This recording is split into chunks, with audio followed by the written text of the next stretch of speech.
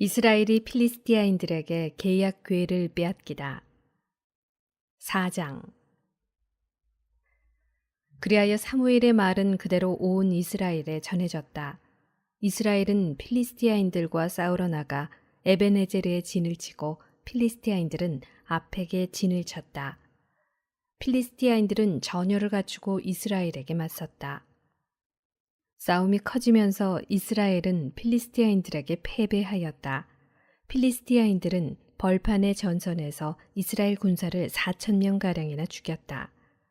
군사들이 진영으로 돌아오자 이스라엘의 원로들이 말하였다. 주님께서 어찌하여 오늘 필리스티아인들 앞에서 우리를 치셨을까? 실로에서 주님의 계약 궤를 모셔옵시다. 주님께서 우리 가운데 오시어 원수들 손에서 우리를 구원하시도록 합시다. 그리하여 백성은 실로에 사람을 보내어 거기에서 커룹들 위에 좌정하신 만군의 주님의 계약 궤를 모셔왔다. 엘리의 두 아들 호프니와 피느하스도 하느님의 계약 궤와 함께 왔다. 주님의 계약 궤가 진영에 도착하자 온 이스라엘은 땅이 뒤흔들리도록 큰 함성을 올렸다.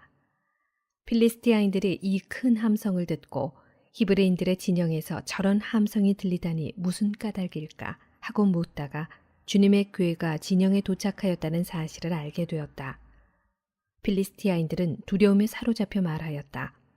그 진영에 신이 도착했다. 그리고 그들은 이렇게 외쳤다. 우리는 망했다. 이런 일은 일찍이 없었는데 우리는 망했다. 누가 저 강력한 신의 손에서 우리를 구원하겠는가? 저 신은 광야에서 갖가지 재앙으로 이집트인들을 친 신이 아니냐. 그러니 필리스티아인들아 사나이답게 힘을 내어라.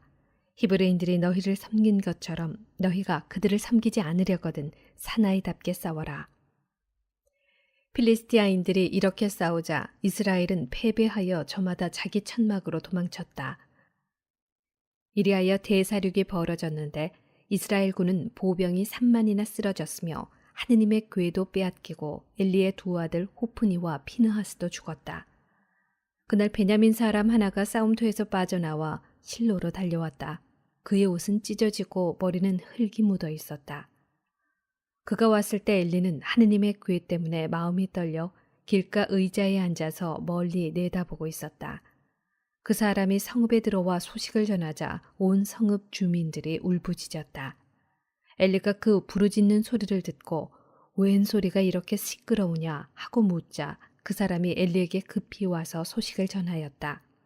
엘리는 98살이나 되었고 눈이 굳어져 앞을 볼 수가 없었다.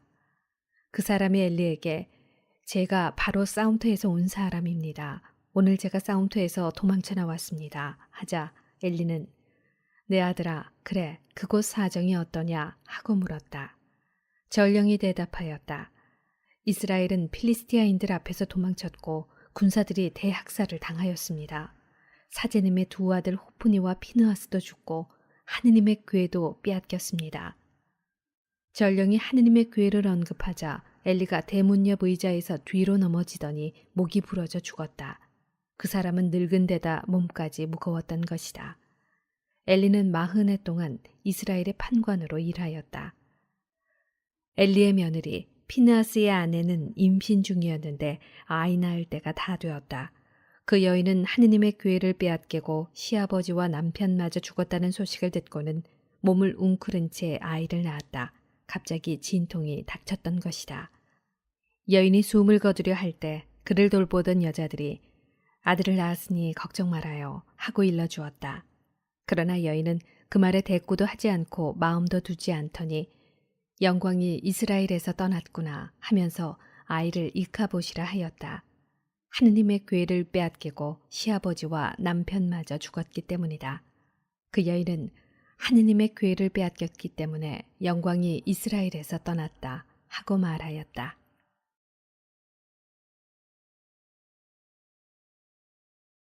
필리스티아인들이 하느님의 궤 때문에 벌을 받다. 5장.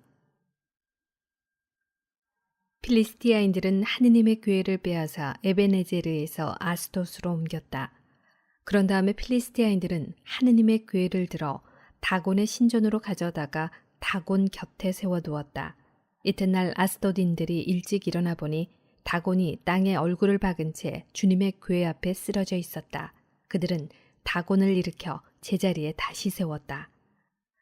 그들이 다음 날도 아침 일찍 일어나 보니 다곤이 또 땅에 얼굴을 박은 채 주님의 궤 앞에 쓰러져 있었다. 다곤은 몸통만 남아있을 뿐 머리와 두 손이 잘려져 문지방 위에 널려 있었다. 그래서 아스돗에서는 오늘날까지도 다곤의 사제들과 다곤의 신전에 드나드는 사람들이 모두 다곤의 문지방을 밟지 않는다. 주님의 손이 아스돗인들을 짓누르시어 망하게 하셨다. 그분께서 아스돗과 그 지역을 종기로 치신 것이다. 이런 일을 보고 아스돗 사람들은 말하였다. 이스라엘 하느님의 궤가 우리와 함께 있어서는 안 되겠다. 그의 손이 우리와 우리의 신 다곤을 무겁게 짓누르기 때문이다. 그들은 사람을 보내어 필리스티아인들의 통치자들을 모두 불러놓고 우리가 이스라엘 하느님의 궤를 어떻게 했으면 좋겠소 하고 물어보았다. 통치자들이 이스라엘 하느님의 궤를 갓으로 옮겨야 한다 하고 대답하자 그들은 이스라엘 하느님의 궤를 옮겼다. 그들이 그 궤를 그리로 옮기자 주님의 손이 그 성읍을 치셔서 매우 큰 소동이 일어났다. 그분께서 그 성읍 사람들을 낮은 자 높은 자 가릴 것 없이 내려치시니 종기가 그들 몸에 솟아났다. 그래서 그들은 하느님의 궤를 에크론으로 보냈다. 하느님의 궤가 에크론으로 들어오자 에크론인들도 어찌하여 그들이 이스라엘 신의 궤를 우리에게 옮겨와 우리와 우리 백성을 죽이려 하는가 하면서 울부짖었다. 그들도 사람을 보내어 필리스티아인들의 통치자들을 모두 불러놓고 이스라엘 신의 궤를 제자리로 돌려보내어 우리와 우리 백성이 죽음을 당하지 않게 해주시오 하고 요청하였다. 하느님의 손이 그곳을 무겁게 짓누르시어 온 성읍에 죽음의 소동이 일어났기 때문이다. 죽지 않은 사람들은 종기가 났다. 그래서 온 성읍에서 지르는 비명소리가 하늘까지 올라갔다.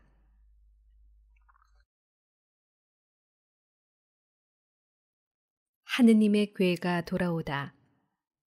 6장. 주님의 궤가 필리스티아인들의 지역에 머무른 지 7달이 지났다. 필리스티아인들은 사제들과 점쟁이들을 불러놓고 물었다. 주님의 궤를 어떻게 하면 좋겠습니까? 우리가 어떻게 그 궤를 제자리로 돌려보낼 수 있는지 알려주십시오. 그들이 대답하였다. 이스라엘 하느님의 궤를 돌려보내려면 그냥 보내서는 안 됩니다. 반드시 그 하느님에게 보상 제물을 바쳐야 합니다. 그래야 여러분의 병이 나을 것이고 그가 왜 여러분에게서 손을 거두지 않는지도 알게 될 것입니다. 그러면 그 하느님에게 무엇을 보상 제물로 바쳐야 합니까? 하고 필리스티아인들이 묻자 그들이 이렇게 일러주었다. 필리스티아인들의 통치자들 수만큼 금으로 종기 5개와 쥐 5마리를 만들어 함께 보내십시오. 같은 재앙이 여러분 모두와 여러분의 통치자들에게 닥쳤기 때문입니다. 여러분은 이 땅을 파괴하고 있는 이 종기와 쥐 모양을 만들어 그것으로 이스라엘의 하느님에게 영광을 드려야 합니다. 그러면 아마도 그가 여러분에게서 그리고 여러분의 신들과 땅에서 자기 손을 거둘 것입니다. 왜 여러분은 파라오와 이집트인들처럼 고집을 부리려 합니까? 그가 이집트인들을 거칠게 다룬 다음에야 이집트인들이 이스라엘을 떠나가게 하지 않았습니까?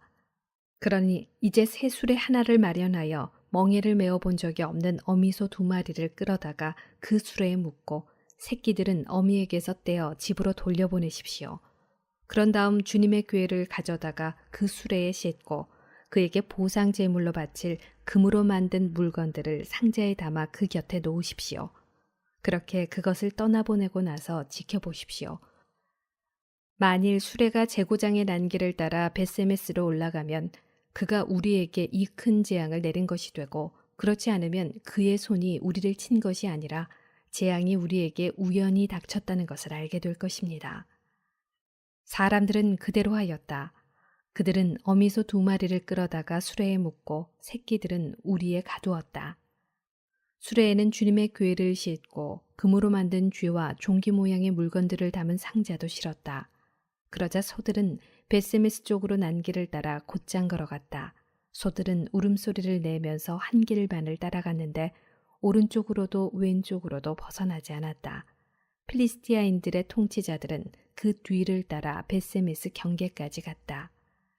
그때 벳세메스인들은 골짜기에서 밀을 거두어 들이다가 눈을 들어 궤를 보고는 기뻐하며 나가맞았다. 수레는 벳세메스 사람 여호수아의 밭에 와서 멈추었는데 거기에는 커다란 바위가 하나 있었다. 그들은 수레를 부수어 장작을 만들고 그 소들을 주님께 번제물로 바쳤다. 레위인들이 주님의 궤와 금으로 만든 물건들이 든 상자를 내려 그 큰 바위 위에 놓자 그날 벳세메스 사람들은 주님께 번제물을 바치고 다른 제물도 바쳤다. 필리스티아인들의 5 통치자들은 이것을 보고 그날 에크론으로 돌아갔다. 필리스티아인들이 보상 제물로 주님께 바친 금으로 만든 종기들은 아스돈 몫으로 하나, 가자 몫으로 하나, 아스클론 몫으로 하나, 간 몫으로 하나, 에크론 몫으로 하나였다. 금으로 만든 쥐는 5 통치자들이 다스리던 필리스티아인들의 모든 성읍, 곧 요새 성읍들과 성벽이 없는 마을 수에 맞춘 것이었다. 주님의 궤를 올려놓았던 그 큰 바위는 오늘날까지도 벳세메스 사람 여호수아의 밭에 그대로 있다. 그런데 주님께서는 벳세메스 사람들의 주님의 궤를 보았기 때문에 그들을 치셨다. 그 백성 가운데에서 70명과 5만 명을 치신 것이다. 주님께서 그 백성을 그토록 크게 치셨기 때문에 그들은 애도하였다. 벳세메스 사람들은 이렇게 거룩하신 하느님이신 주님 앞에 누가 감히 나설 수 있겠는가? 그리고 이분을 어디로 보내어 우리에게서 떠나시게 할까 하고 의논하였다. 그러다가 그들은 키르얏 여아림 주민들에게 심부름꾼들을 보내어 필리스티아인들이 주님의 궤를 돌려보냈소. 내려와 모시고 올라가 주시오 하고 청하였다. 7장. 그러자 키르얏 여아림 사람들이 와서 주님의 궤를 모시고 올라갔다. 그들은 주님의 궤를 언덕에 있는 아비나답의 집에 옮기고 그의 아들 에라자르를 성별하여 그 궤를 돌보게 하였다. 사무엘이 판관으로서 이스라엘을 다스리다. 궤가 키르앗 여아름에 자리 잡은 날부터 20년이라는 긴 세월이 지났다. 이스라엘 온 집안은 주님을 향하여 탄식하고 있었다. 사무엘이 이스라엘 온 집안에게 말하였다. 여러분이 마음을 다하여 주님께 돌아보려거든 여러분 가운데에서 낯선 신들과 아스타롯을 치워버리시오. 여러분의 마음을 주님께만 두고 그분만을 섬기시오. 그러면 그분께서 여러분을 필리스티아인들의 손에서 빼내어 주실 것이요. 그리하여 이스라엘 자손들은 바알과 아스타롯을 치워버리고 주님만을 섬겼다. 그러고 나서 사무엘이 말하였다. 온 이스라엘 백성을 미츠파로 모이게 하시오. 내가 여러분을 위하여 주님께 기도를 드리겠소. 사람들은 미츠파로 모여와서 물을 길어다가 주님 앞에 부었다. 바로 그날 그들은 단식하며 저희가 주님께 죄를 지었습니다 하고 고백하였다. 사무엘은 미츠파에서 이스라엘 자손들을 위하여 판관으로 일하였다.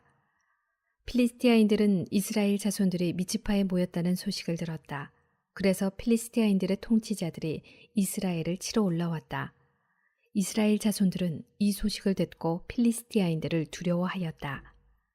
그리하여 이스라엘 자손들은 사무엘에게 필리스티아인들의 손에서 우리를 구해주시도록 주 우리 하느님께 쉬지 말고 부르짖어 주십시오 하고 청하였다.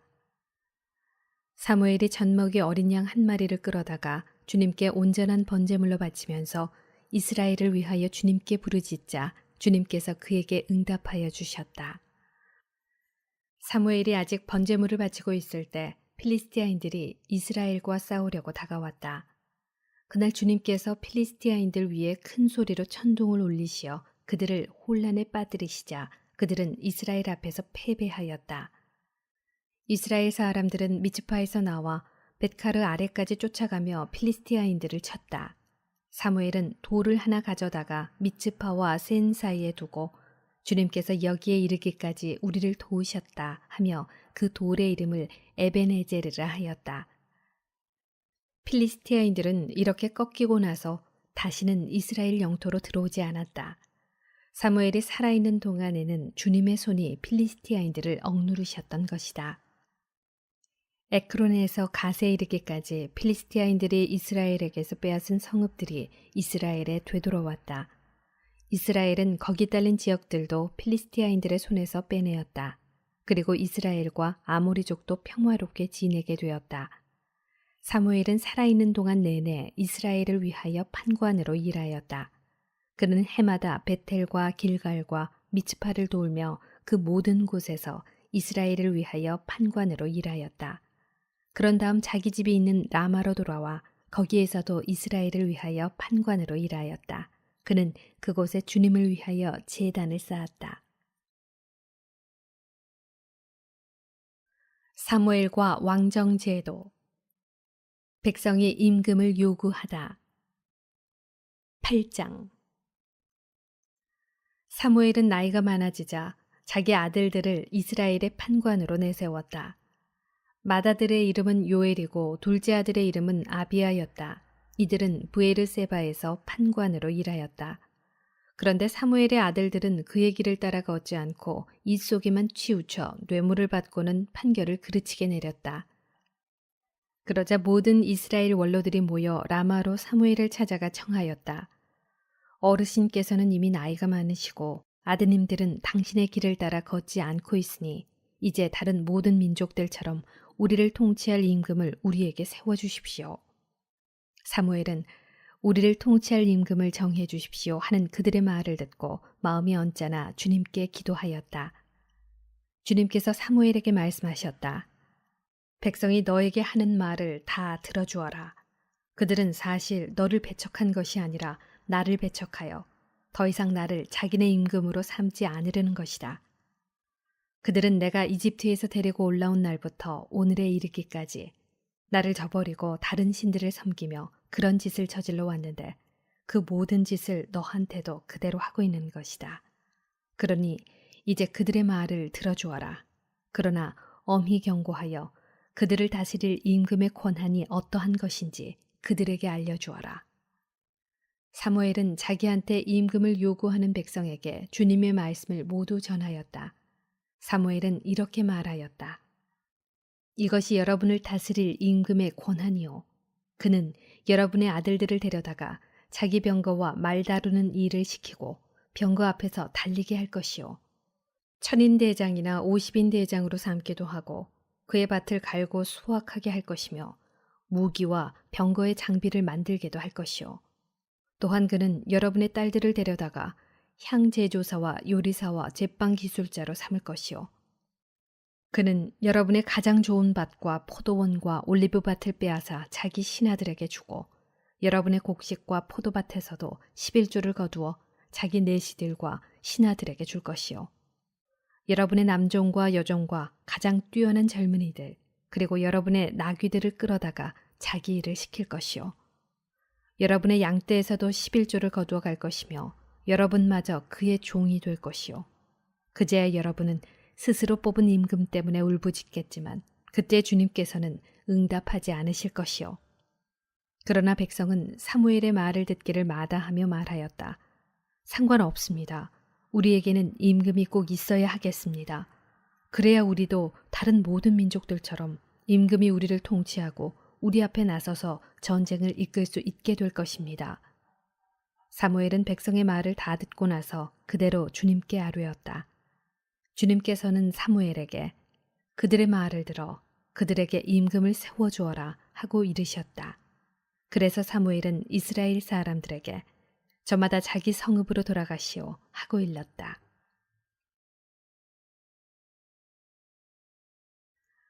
사울이 사무엘을 만나다. 9장. 베냐민 지파에 한 사람이 있었는데 그의 이름은 키스였다. 그는 아비엘의 아들이고 츠로르의 손자이며 브코랏의 증손이고 아피아의 현손이었다. 그는 베냐민 사람으로서 힘센 용사였다. 그에게는 아들이 하나 있었다.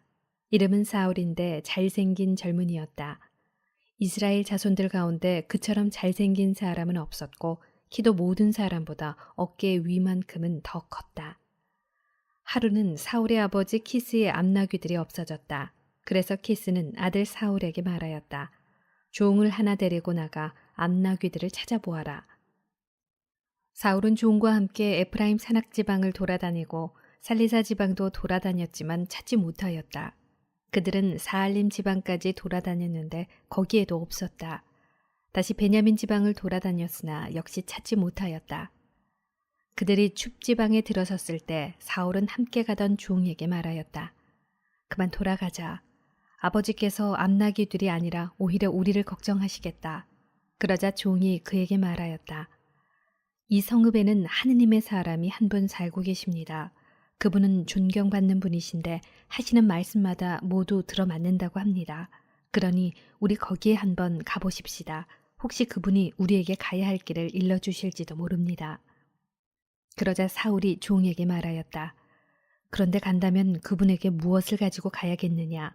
자루에는 빵도 떨어지고 그 하느님의 사람에게 갖다 드릴 예물이 하나도 없구나. 우리에게 뭐 남은 것이 없느냐? 종이 다시 사울에게 대답하였다. 여기 저에게 은 4분의 1 세켈이 있습니다. 이것을 하느님의 사람에게 드리면 그분이 우리에게 갈 길을 일러주실 것입니다. 옛날 이스라엘에서 하느님께 문의하러 가는 사람은 선견자에게 가보자고 하였다. 오늘날의 예언자를 옛날에는 선견자라고 하였던 것이다. 그러자 사울은 종에게 내 말이 옳다. 어서 가자 하며 하느님의 사람이 있는 성읍으로 갔다. 그들은 그 성읍으로 난 오르막길을 가다가 물을 기르러 나오는 처녀들을 만나 이곳에 선견자가 계시지요? 하고 물었다. 처녀들이 그들에게 대답하였다. 지금 그분이 저 앞에 가십니다. 어서 서두르십시오. 그분은 오늘 산당에서 백성을 위한 제사가 있어 이 성읍에 오셨습니다. 두 분이 성읍으로 들어가시면 그분이 식사하러 산당으로 올라가시기 전에 만나실 수 있을 것입니다. 백성은 먹지 않고 그분이 오시기를 기다립니다.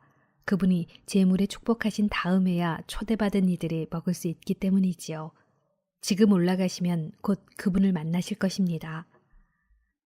그들은 성읍으로 올라갔다. 성읍 안으로 막 들어서려는데 마침 사무엘이 산당으로 올라가려고 나오다가 그들과 마주쳤다. 사울이 오기 하루 전에 주님께서는 사무엘의 귀를 열어주시며 말씀하셨다. 내일 이맘때에 베냐민 땅에서 온 사람을 너에게 보낼 터이니 그에게 기름을 부어 내 백성 이스라엘의 영도자로 세워라. 그가 내 백성을 필리스티아인들의 손에서 구해낼 것이다.